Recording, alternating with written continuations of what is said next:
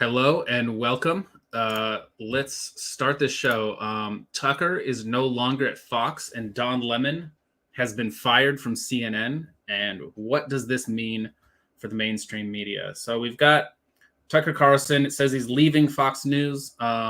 It seems as though it's not that he is leaving it, but more that he was let go. And then along with that, next to it is Don Lemon. Don Lemon has been fired. We know that he's been fired.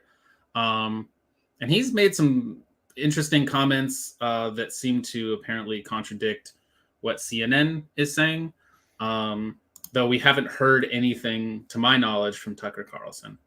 So, yeah, there are a million reasons why Tucker wouldn't say anything, because obviously you have not prenuptial. What do you call that? Like they have things written in the first place where there's no compete clause that happens no matter what the termination circumstance is, and so there could be any number of things. I guess behind the scenes, someone says that there's nothing really major stopping him from talking, but that's just rumor. We don't know. I just know that in general, contracts are made where people are like even if we break this, we owe you the money, but you can't say anything for X number of months. Yep. And that's kind of how they're figured out. So I think that is probably what's happening. Tucker's not saying anything doesn't necessarily mean anything. It's just we live in a culture of now. We want to know now. Tell me. Which is kind of why I'm really surprised at Don Lemon, like immediately coming out with tweets saying like, "Hey, I got fired and I got it through an email, like, or a text message." And they didn't even have the decency to tell me to my face, you know? So here's the thing with Don Lemon, unfortunately. I mean, he has been moved to his position now because they're trying to kind of push him out of, because he wasn't doing very well where he was. And he was he went to a morning show or something, right? Or a day or a Sunday morning show or one day a week or something. I don't know exactly, but because I don't watch any cable TV, but yeah. There are conflicting reports saying that no, actually he was given the option to have a chat with us, but he blew him off. Oh, so I think that's probably in one of your in the one article you had up, but all my stuff was audio because I was just working today and listened to it, so I don't have like the articles in front of me for that. But the idea is that he could have, but he didn't, and he kind of is a more emotional. Throws a tantrum after. Yeah, he's more of an emotional type of guy, anyways, and that's part of the reason why he's probably let go, is because he tends to have condescending jabs at people when they're there, trying to pretend like he's being a journalist, like how he does things. Like in this one of the interactions they were showing was him speaking with most anybody. Shahab, or yeah. I can't remember what it is. The guy running for president. That has a different name, the Sheikh, right? Something the Sheikh or something like that. I can't remember. I actually don't know. Was Vivek. this a Vivek? Somebody. Vivek. Okay. Yeah. So he was talking with his Don Lemon's co-host just fine, and Don Lemon basically just needed to get his clips in. It's very negative, and it's just like it's standoffish. It's like, it doesn't matter. I need to stop saying the word like. It doesn't matter that he is right or wrong. It's his attitude that matters. And so that is just not stomachable by most people. Well, he also, not him, but CNN, didn't they just get like bought by somebody else? Yes. And so there's going to be, and that guy, whoever it is Discovery, like, I think. Yeah, like they're like, okay, we need to turn this into a channel that's more focused on like news. So I think that what's probably happening is they're going to slowly push out all of these mainstream media talking heads that have been in this for so long. And what's effectively happened is that, CNN used to be like straight hard news. Like you could watch them and they would just be telling you, here's effectively the facts of the matter. this is just what we know, and this is what we're putting out. At least that's what we kind of like understood I mean, them to we could have be. been all in the dark, but Right. I mean, I'm as far sure as I that there know, was some that's how levels I felt too. of narrative control that was kind of going on, but it was a lot more honest. And then And it wasn't so Fox brazen. News, It wasn't so brazenly right, anti whatever the narrative. right. It As wasn't opposed to until now. Trump kind of came into the picture when he was like, okay, you know what? That's when they basically turned everything into opinion. It was opinion news, but they sold it as if it was news. They sold opinions as truth, opinions as facts, and I think that they destroyed their reputation. People were willing to go along with it because they hated Trump so much. They hated him so like, much. On this just in, the asshole president said this today. They just say it like it's this is just authoritatively, this is just the truth, with putting in there the connotation of asshole and the description. It's like it's just like it's whatever. It's like whether he's an asshole or not, which I think we all agree probably is a certain percentage asshole, right? Yeah. You don't do that as a news source. You don't put that in there. You have to be more reserved, and you have to not put that unless you're opinion news, unless you're Maddow or Hannity or something, where you just have your thing, Yeah. It's part of even with Maddow is that what she basically did. I mean, I used to like her a long time ago, but because she would just kind of weave these stories together by putting these pieces that were difficult to put together, but they were all kind of like it just kind of made sense. Yes. But then when she kind of came out and she was like, I'm going to basically do that, but with Russiagate, and she's like effectively manufactures this entire narrative and then just pumps it out there, and there is no reality that's behind it. She's basically like a mainstream media Alex Jones, just coming up with conspiracies and pushing it and pushing it and pushing it. So the main problem with news these days is there is so much information that you have to really put a lot of effort in order to get it and to understand. You have to have so much information just to be able to put together enough to be able to look at people and listen to what they're saying to know if it's coming from a place of truth or not. And then you can do an investigation beyond that and say, oh, look, they're just wrong or they're right or whatever else. And so there's so much to know. And for that same reason, there's so many different pieces. There's so many different parts that you can pick and choose from and put together to make a nice little trail of guilty or innocent or proving whatever point you want. So there's so much that people don't know because they can't, because they got lives, they have children and basketball games, all sorts of things. And that's where the problem lies with there. So yeah, absolutely. What she had done is, and actually mainstream media, my position is they all kind of more or less picked up a tactic that I think there's a little irony behind it, because they went and attacked Alex Jones so viciously. And it was very timed. Like they were like, okay, right now is the time that we have to go after him. And they just let everything slide. Oh, for decades, they let it slide. But there's something that Alex Jones did a long time ago. I don't know what an official term of it would be. I just call it the Alex Jones tactic because this is where I heard it first. Which is basically, it's kind of this 3-point system where you find a story and you say, here's the story, here's what's happening, and you can say, go verify it yourself. You can look it up and you can see that this event happened. And then the third one is, this is what it means. And in that process of this is what it means, you tie it to all of these other things that to make it make sense, to loop it all into the narrative. That's what Rachel Maddow did, very, very strongly and very successfully as well. And so I think it was a good job. I've seen some good clips.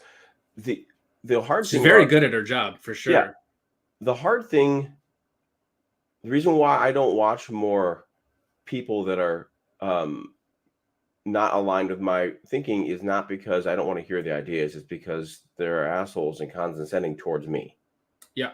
Like you can tell that there's this snarky, like it's kind of like Maddow felt like The View, felt like watching The View, where they all just hate me. Why would I watch? Why would I watch this when they all hate me? It's like you just think that I'm out trying to get you, and so like I would like for the news and for even some of the personalities to not have to be so condescending. Why can't they? Why can't there be a mainstream guy on CNN or MSNBC that will just be cool to everybody? They just be like, yeah, no, I say I get where you're coming from. You believe in this type of thing and American Pie and all that kind of stuff. But I believe that the on the ground, what this actually produces is this, and I value this more than I value that. So therefore, if there's that type of conversation, that'd be great. It just doesn't exist except for in situations like this or smaller little outfits. So I know I've kind of been talking more or less about CNN and MSNBC and Rachel Maddow kind of participating in all this stuff. But that's not to say that Tucker is not also very much guilty of the same kind of thing. I don't know that Tucker has necessarily gone as far in the promotion of hatred towards the other side. I do believe Sean Hannity and probably Laura Ingraham have probably at least at points in time. I've especially Sean Hannity, I think. Oh, Sean Hannity has gone through different cycles. I haven't watched him in years because, like I said, I don't have cable news. I haven't had cable news for like 10 years now. He's gone through different cycles of where he is more like, have you stopped beating your wife today? Type of questions where like, no matter what you say, right? Yeah. He used to be a lot more like that. Maybe he's like that again. I have no idea. But I think he's probably getting back into that. Yeah, probably. It was really strange to me because I really despised Sean Hannity. I thought he was just like, he's this character who is playing a role, who's effectively there to push a narrative and an agenda at any cost.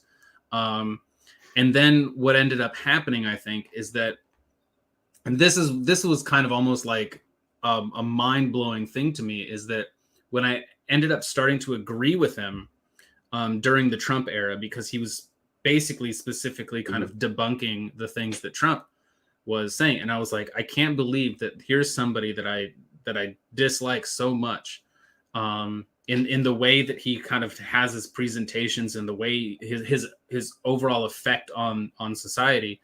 And here I am sitting here and agreeing with him. Right. It was a very strange feeling. That's good that can happen. I mean, it's hard.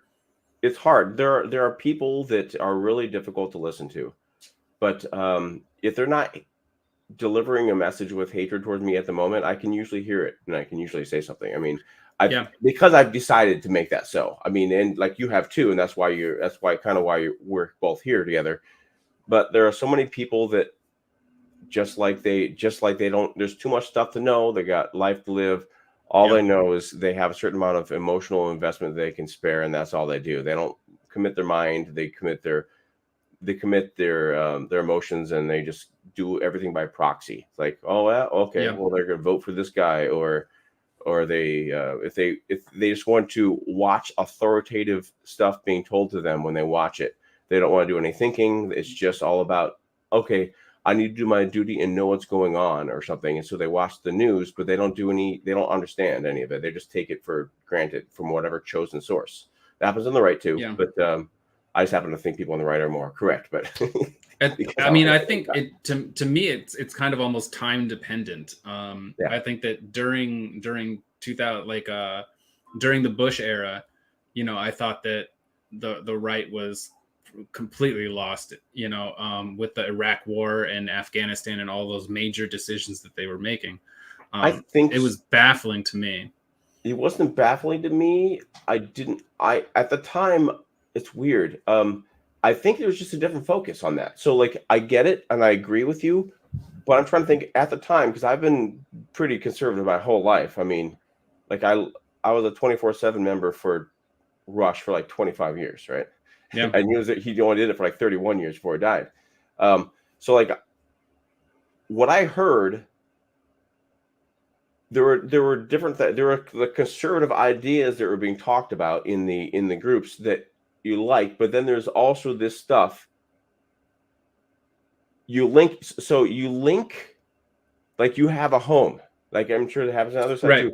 You have Yeah. a home set of ideas that are true, and then they kind of go off a little bit, and you just assume you trust a little bit. It's like okay, so Yeah. they You'll come kind of agree. back. They You'll must be come doing. back a little bit. There must be some reason for doing this or something, and you kind of rationalize it Yeah. away. But then it can just escape. It can just go to the point where like, oh my gosh, and then you have a flipping of whatever. So kind of like with censorship back when I was growing up, censorship was something the right wing did to like explicit videos. We were trying to block all sorts of things. Everything. Yeah. And now it's opposite. Now for some reason, it's okay to censor everything that is not what we want you to hear. Like you can't say certain things on YouTube. Well, you remember back after like just post 9/11 and everything and going into the Iraq war, I mean, there was really this hard lined, like you're either with us or you're against us. Like you're effectively treasonous. The not that you technically were, but like the way that the environment was pushing things out was like you are against this country. You are opposed to this country and opposed to our victory. That's effectively treasonous. I don't know what you're doing here if you're not going to be in support of us. Like that was the running kind of a narrative that we had under that time. And that's why I've pivoted away from the left, because I grew up in the left, where you were conservative, I was liberal. And so now what's happened is that like the conservatives are like, look, we need to actually have some conversations. We need to figure some of these things out. And the left at this point is just like, no, if you don't accept my worldview, if you don't accept how I view things, it must be because there's something wrong with your heart. Yeah, then you are a bad person, right? And therefore you are treasonous to the values. I mean, it's the same thing. It's just it's swapped now, and it's like it's almost like whoever has majority control. Like I am perfectly understanding that what is very likely going to happen is that the left is going to go so far left. They're going to go so crazy that everybody's going to effectively abandon them, just like what happened. I don't know how you get any more crazy. Honestly, I'm not trying to be. It can. It can. So I think that the direction that they're pushing, I think it's already gone way too far, but the direction they're pushing, like with the self-identity and things, they're looking to push towards things like thruples. There's a news story today about that, about like a gay throuple trying to adopt a child and things. They're trying to push more and more and more into counterculture ideas, like ideas that are like, who says this is wrong? Why it's better to have 3 people love somebody than 2 people, so like I think they're going more and more, and they're going more and more towards like in the UN they basically okayed child prostitution now. So I mean, and I'm not believing that one right now. I'm not going to buy that. Yeah. I'm not going to believe that. That's way too extreme for me to believe off the top of my head. That's if you got an article or you got something that is demonstrating. I appreciate it. I appreciate that you call me on that. Universal band sale. Okay. So while you look that up, there's you can toss it in the comments thing here, and I can. Oh, I can toss it in somewhere. Yeah, there should be like a little comment section on the side here, and I can take a look at that.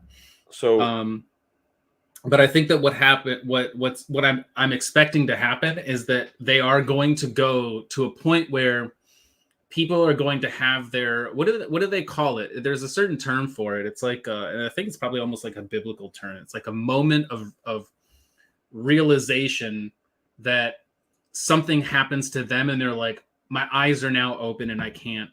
It's almost like an Adam and Eve. I know the Lazarus moment. Is that it? The Lazarus? When he comes back from the dead? I don't know. I don't know these terms too well. But it's basically like there's a moment where it's like, okay, you've crossed a line. Eureka moment. No. I have no idea. Jumping the Shark, like thing I mentioned before. Jumping Shark that's back from Happy Days. Fonzie. It's probably a combination of a lot of these kinds of things. But like, for example, to me, it was my kind of eureka moment, or like my realization of like things have gone too far is I dub it as the fish food incident. Oh no. He has disappeared. I think he'll be able to make it back in here momentarily. There he is. Sorry. There we go. I was trying to add it into your comments thing, and it's making me log in and things, and I thought I could do it while I was talking, but... Oh, okay. I mean, if you want to... I closed my message. Does drag and drop work? Maybe drag and drop works. No, it doesn't. Here. I was gonna... I should just... I mean, obviously, this is a Fox News story, because... I mean... there we go. Yeah. There we go. Now that I opened that, now maybe I can drag and drop. Okay, so to finish off, my kind of like Lazarus moment, I guess, whatever you might call it, Eureka. I dub it as the fish food incident, and it was where Trump went to Japan and he was walking with the president of Japan, and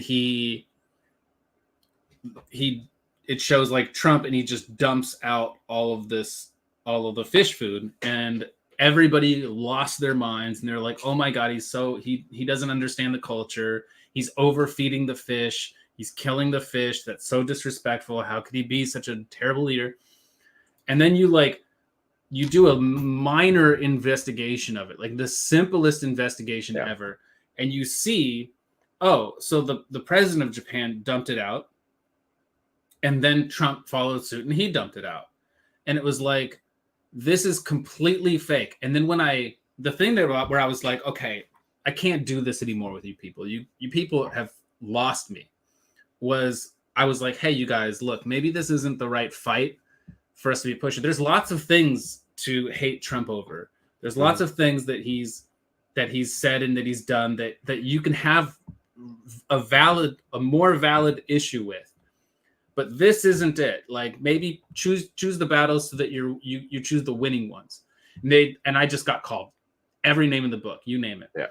And I was effectively Trump. I mean, I may as well have been just shape-shifted right into him so that they could just hurl everything that they hated about him towards me. And I was like, you people are no longer the party or the political spectrum on the left side of inquiry, of trying to find information, trying to have discussions, showing respect, any of that kind of stuff. It all just went out the window. And I was like, I'm politically homeless now. Yeah. And then that's when Trump, he started ending wars and dealing with North Korea and all that stuff. So at that point, I was like, you guys lost me. You guys lost me with your stupidity. Yeah. So eventually I would like to be in a place where we could have like two presidential candidates on a debate stage like they were back in the day, like Kennedy versus whoever and things like that. You can watch all those, and they were actually decent, and they're actually decently friendly outside, and they're actually debating ideas. It's just not. Yeah. Just not now. It's. Well, so how did that happen? It's all show. How do you think that happened? Because this is where I think that we can maybe get to. What does this mean for the mainstream media? Because I believe that the media played a very large role in crafting the environment that was so toxic that it effectively demanded that Trump would behave in the way that he did. I mean, they basically, in my opinion, they made Trump into the bad guy that he is. They could have made him a lot less useful if they just didn't cover him. Like, he got a lot done off of them. Yeah, kind of like how like the libs of TikTok took off, not because they were like inventing stuff, it's because they're just putting showing it out there. It's like, hey, this is something they're putting TikTok. Here's a mirror. Look, mirror. This is what it is. Yeah. And so like that's what they were doing with Trump in a way. They're like, look at this, and then they keep on showing this stuff, but like it made it more and more people would talk about it more and more and more. It just became the thing. And then people got more and more angry. Then they decided that no matter what the cost, this guy is so bad. The anger built up in so many people that threshold was met with a large percentage of the population of where they would just do anything, no matter how disreputable. It doesn't matter. We can say things that are untrue if that's going to be the one thing that gets him. It doesn't matter. We're going to say everything. Eventually something will stick. And it will be victorious and take him down. Yes. Right. Because that's just even if it's not right about the specific thing that takes him down, doesn't matter. It just because it is just that he is taken down.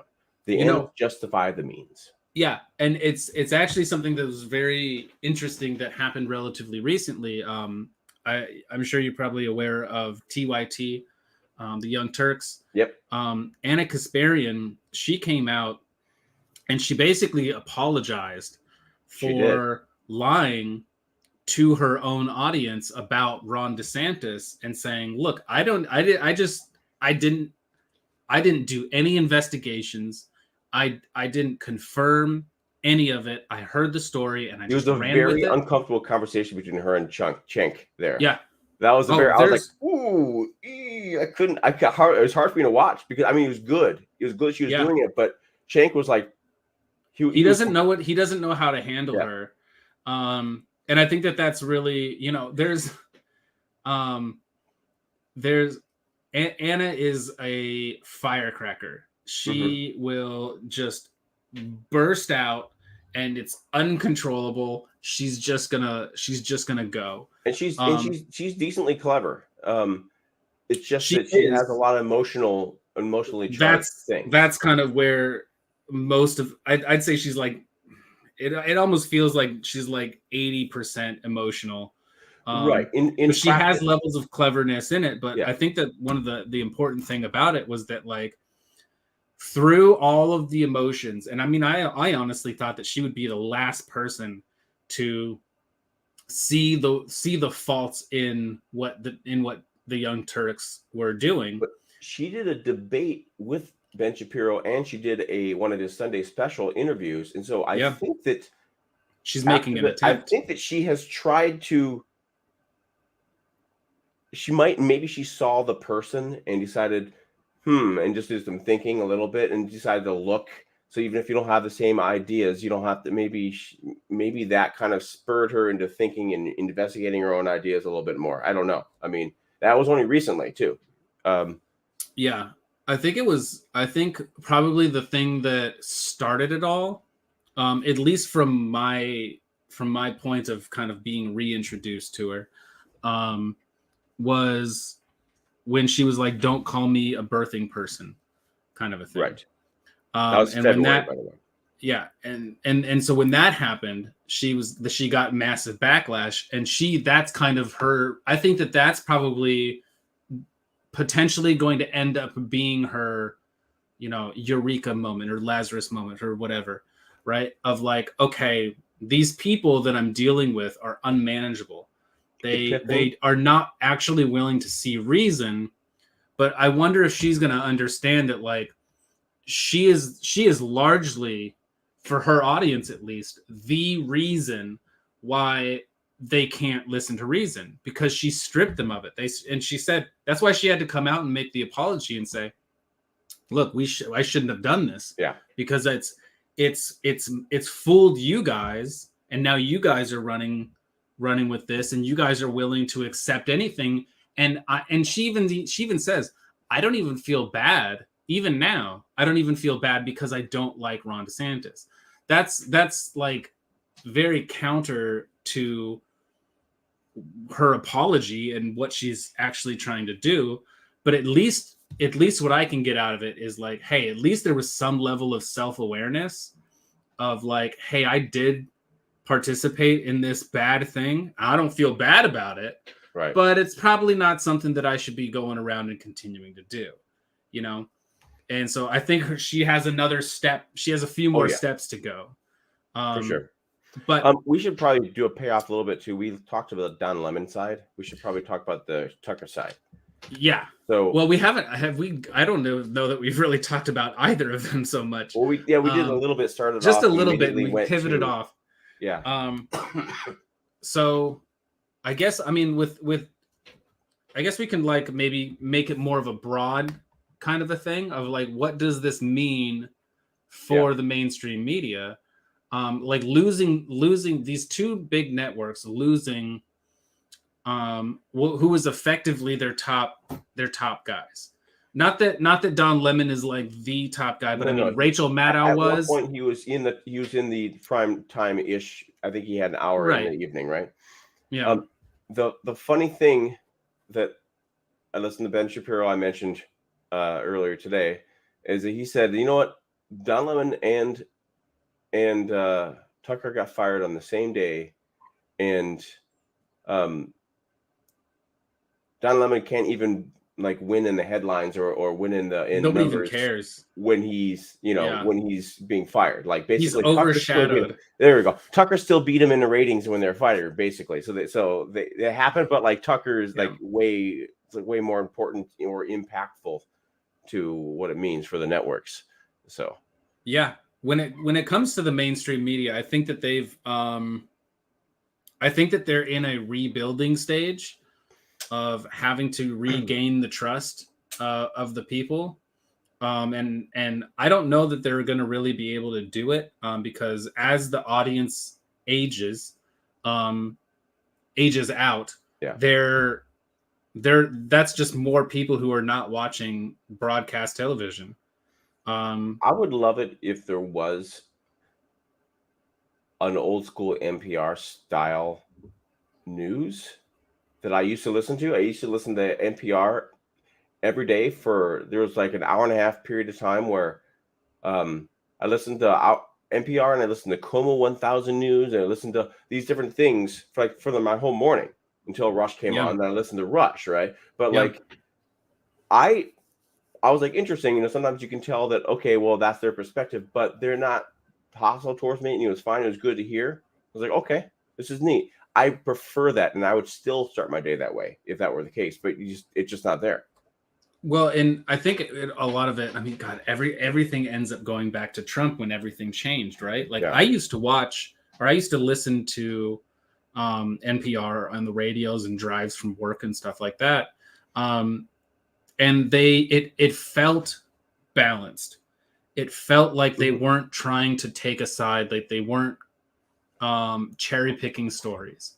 But then it just kind of came to when Trump came, it was just kind of like either they were talking pro left type stuff or it was like negative Republican stuff. And most of that was just strictly directed towards Trump. So listening to it as a conservative guy, knowing that they were not conservative outfit, even back then, I can tell you that how that presented itself to me was that they're just choosing more stories that are more hippie or liberal or whatever else, or they're a little feel good. It wasn't intrusive, right? It was just the story types that they're choosing. I'm like, okay, that's cool. I want to hear about this stuff too, things I would never hear about.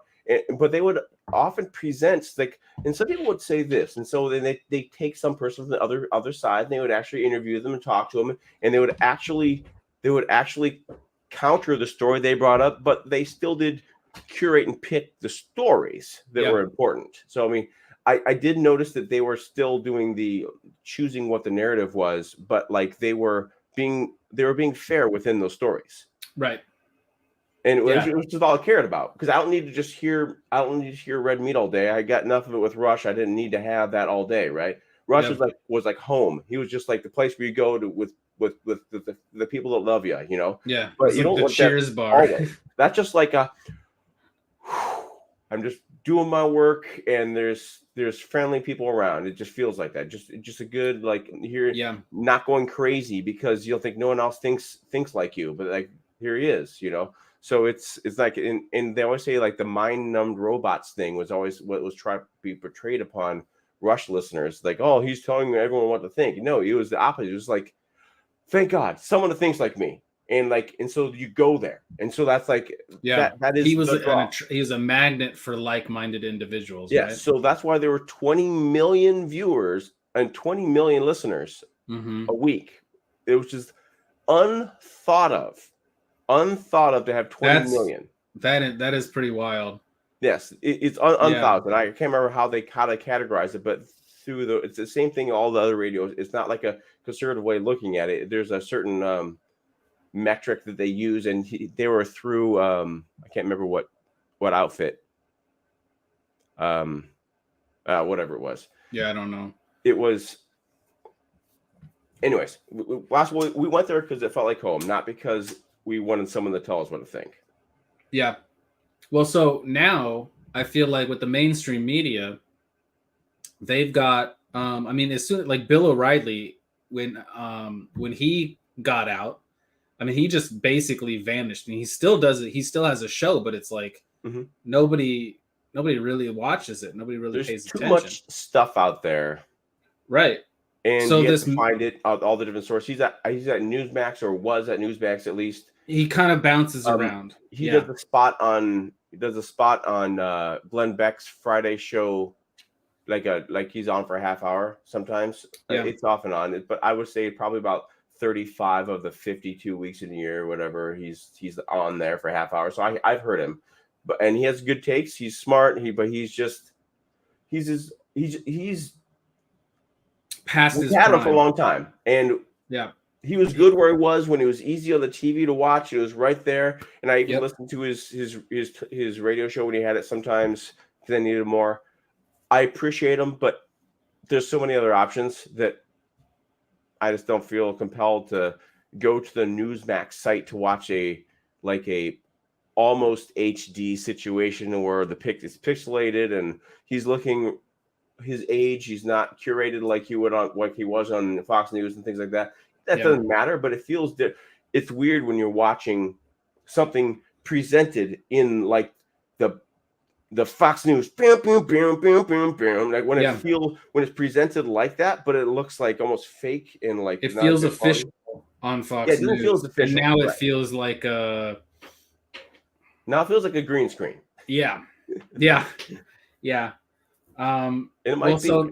So with all of these larger figures kind of vanishing from the mainstream media, I think that's going to end up giving a pretty good rise to alternative media, and they're already growing like crazy. They get the levels of subscribers that they have, and the amount of income that they bring in is probably nowhere near what people think, or it's probably far beyond, I should say, what people think that they might be bringing in. When I heard, what was it? Matt Walsh, I think, was talking about how his show alone, I think it might have been just his show, has been demonetized. Oh yeah. And so that means that he loses $100,000. I don't know if it was a week or if it's a month or whatever it is, but $100,000 is no small chump change. That was just off of ad revenue. Yeah. Right. And so I think it's something like I think it's like a monthly ad revenue.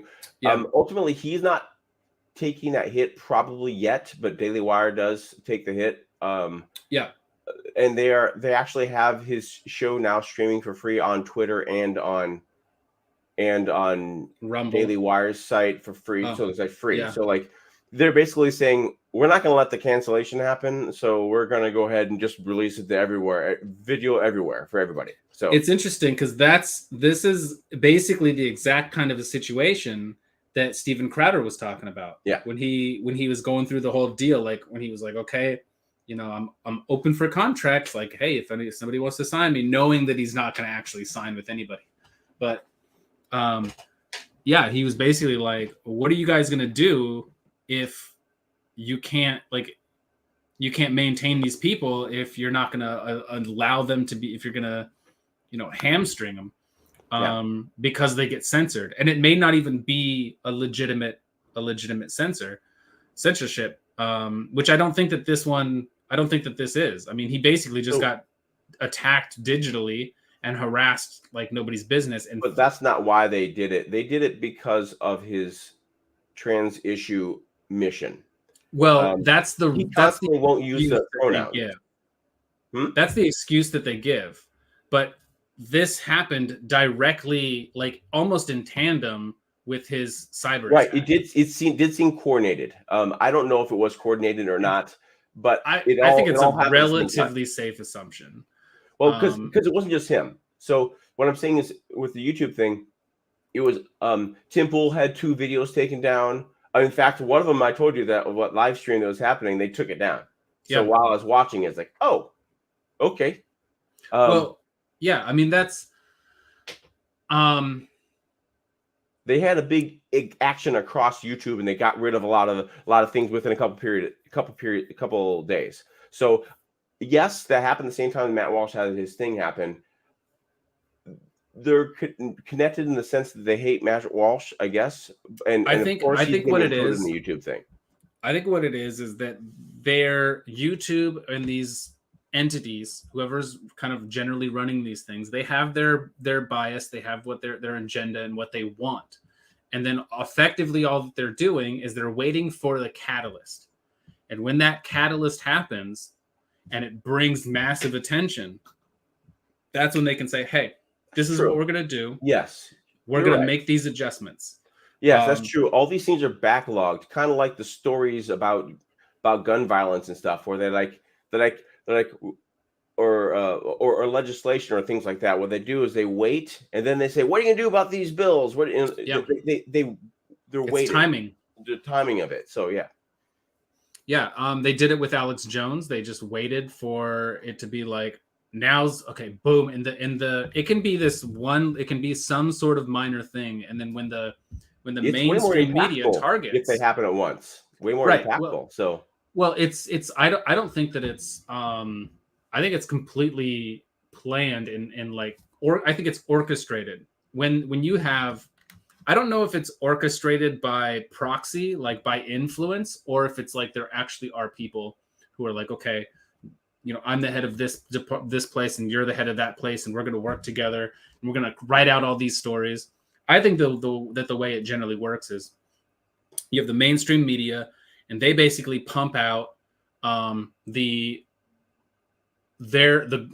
they deem as as their contribution to the grand narrative, and then whatever hits off of those things, the news outlets like Wall Street Journal, New York Times, all these guys, they basically get their cues from the stuff that they're putting out, and then they write about that stuff, so that spreads the information out more, that pushes the narrative out much further, and then from there it builds up the impact and the outcry from the public to make some sort of demand, and then that's when it allows for whoever is enabling these individuals to profit or to have a space.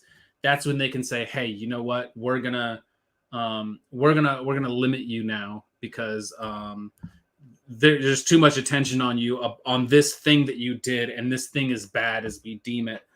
Boom. So AOC just had a quote.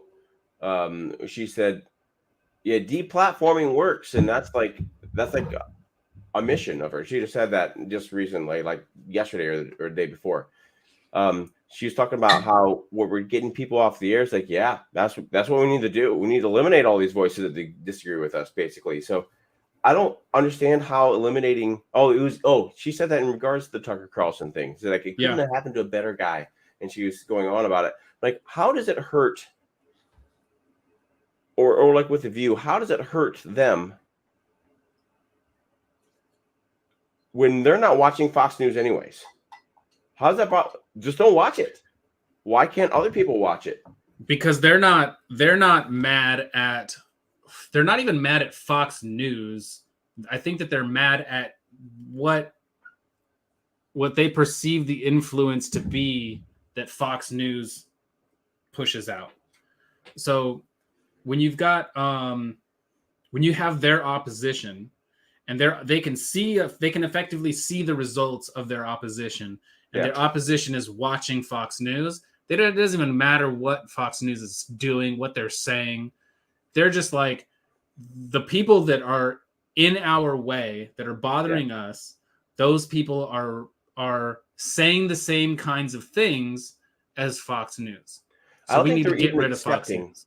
I don't think they're even accepting that there is competition or other valid arguments. So therefore, all these people are doing is causing problems and causing mayhem and destruction, and they're just hurting the world by existing. Well, they don't accept the fact that there are other ways to structure your life, or to structure the world, or different paths forward, or different way to weigh things. Like, you think this thing is worth this much, and you think this thing is worth, where's the camera at?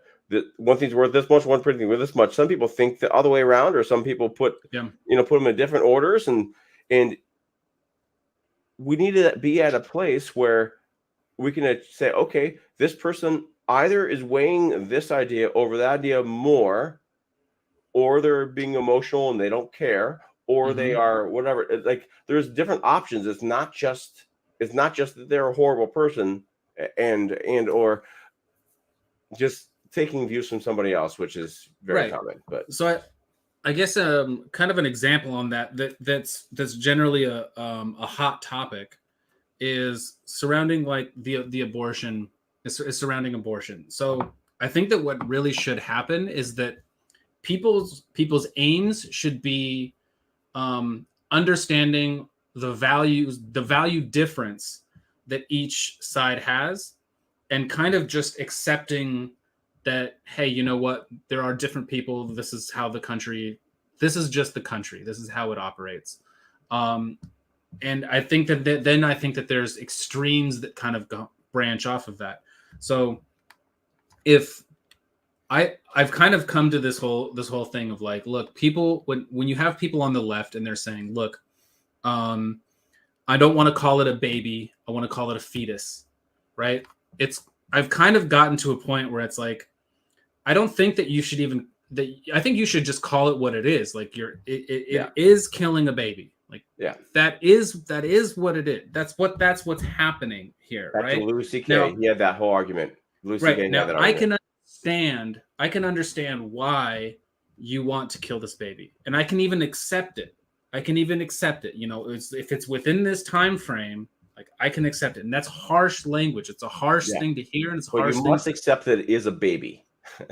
And I can accept, and I can but I think that from a conservative perspective, what I couldn't do is say that you're a bad person for believing, or for accepting that it's killing a baby, and that you are pro, right?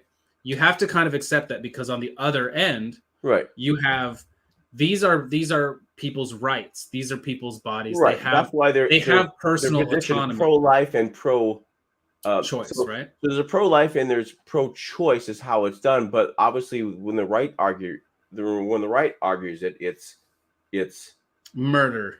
It's pro-life versus pro-life, meaning like it's making it life, versus pro-abortion, right? And it's these are would be like anti-choice, or right. I mean, a lot of stuff is in the framing of things. Because I mean, I can and from a liberal perspective, I can understand, hey, look, what are you doing in America, coming in to tell me what to do? And you're a conservative. You're all about personal rights. You're all about this. Who are you to come and tell me what to do? right? And I think that conservatives also need to understand and respect that aspect of things. You can have different values, you can disagree, but you shouldn't be aiming to fight like as if you're as if each side is thinking and believing that the other side is a bad or bad people. So I would say that you need,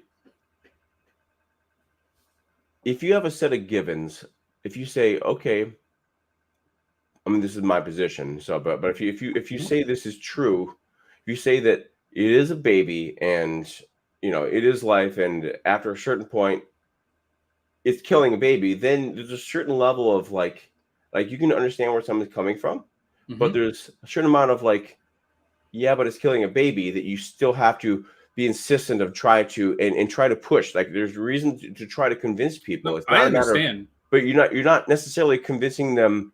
You're not necessarily, like, some people don't give a shit. I don't care as long as it's not my baby. It's like whatever, like, or like as long as I don't have to have a baby. Some people do have bad intents like that, but other people just want they want the thing available so that, because they don't want anyone in case it's something that's necessary for them that betters their life, right? Now, I think that's effectively where we need to get to by way of like understanding each other. Because if we can get there, and it's like, look, I can admit that, like, look, this is killing a baby, but I accept it, and you can understand that, like, look, we shouldn't be trying to control women's bodies and telling them what to do, like, just on general kinds of principles. Like, these are just kind of things that are what they are. But what you want to avoid is like the extreme ends of these things. Hey, I want to get an abortion. Like, I want to get another notch on. I got 4 notches. I want to strike through. I want to show how true I am to the cause, to have how this many number of abortions. When it's a celebratory, how sacred I believe it is. Yeah.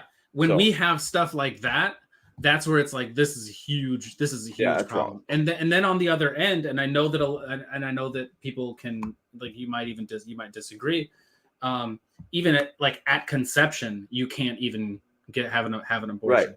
Right. So, like, that's an extreme. It doesn't have the gleefulness of like killing a baby. Like, yay, let's kill a baby. Like, it doesn't have that. Ultimately, there are different types of things. I think that the morning after pill is supposed to make it so that the egg doesn't get fertilized, because it makes it so that the placenta or whatever it's called at that point, the uterine wall, just like, so the egg's there, but it won't actually get fertilized. It just kind of gets flushed out like a period. Yeah. So that's different if there's not been fertilized yet. I am personally even if the timing isn't that exact, honestly, with a morning after pill type situation, it doesn't like destroy me. I mean, I'm like, okay. I mean, I think that a lot of the problem is a culture problem. It's not the minutia of where the line is. It's like, it's a moral good that needs to go away. The idea that abortion is a moral good needs to go away. Right. It's like, it's a, and it's legal, not rare, just a medical procedure per se. It is. It's an awful experience. So many different ways, and this is where we're at. Yeah, it should be an awful experience that people have. Right. That people are in some way. And I don't want to say forced to go through, but they are. Yeah. We in a position where this is the best option for them. We have removed shame from our society in general, because it's not okay to make people feel bad ever. Yeah. And so I think shame plays a good role. I think it's good to have, like, I'm watching The Marvelous Mrs. Maisel. You know that show? Mm-hmm. It's based in the 60s, whatever else, when they had a different type of public persona, where a scandal. So, like, there's half the reason why you don't do certain things, because how scandalous it would be to your friends and neighbors and all that kind of stuff, and how you'd be like shamed for it. Yeah. I think that's healthy to have a society, to have certain standards in place. I mean, it shouldn't be like you can imagine like the whole hidey tidy, like the, oh my gosh, he did what? It's you're Sure. gone from society, but there should be some level of like, I know I really failed here. And like, you should be like, yeah, you did, and like people are Right. talking to them, like, we still love you, but what, how do we how do we help you succeed, or how do this? So there should be more of that, but we've walked away from that in general. So it's easier and easier to do these clinical things that are separated from any sort of negative looking eye. Like you can do everything in private, and you can make the bad decisions, and all it is for you is a moment that you don't have to tell anybody, and it never happened. Yeah. Yeah. And I think that what's effectively happened, kind of roping it back to mainstream media, is that I think that the mainstream media is effectively guilty of destroying that entire concept. When they basically made any and everything that Trump had done, even just like a perspective of it, when he made that a shameful thing. Oh, he did this, he said this, he said that. And then it turns out that most all of it is BS, right? So it kind of removed, it made it so like, oh, you want to call me a Nazi? I don't care anymore. Oh, you want to call me a racist? That's like calling someone a racist. Don't care anymore. Like, racist? Okay, I'm racist. Yeah, okay. I'm transphobic. Like the standard is so what else? broad.